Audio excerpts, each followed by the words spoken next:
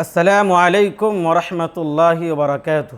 الحمد للہ وحدہ والصلاة والسلام علی من لا نبی بعدہ، اما بعد۔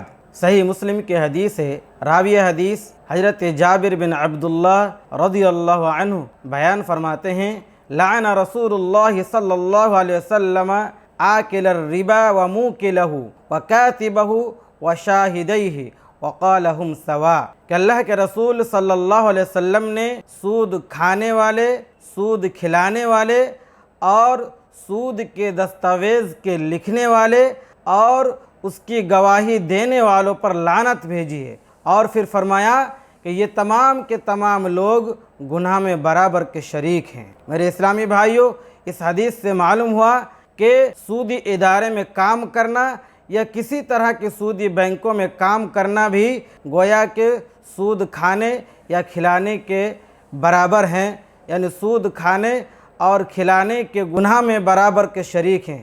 اسی لیے ہمیں کلی طور پر سودی کاروبار سے یا سودی لین دین سے بچنا چاہیے۔ اخیر میں دعا ہے کہ اللہ رب العالمین ہمیں سود کھانے یا کھلانے یا اس کے کسی طرح کے کاموں میں شریک ہونے سے بچائے رکھے، آمین۔